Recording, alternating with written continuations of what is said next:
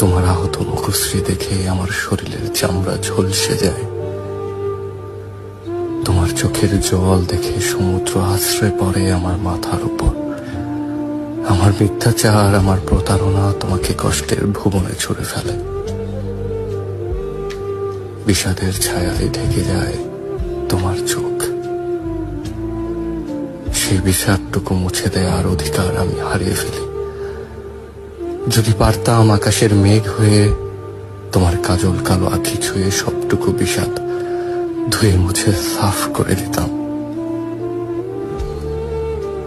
আমার প্রথম ও শেষ ভালোবাসা।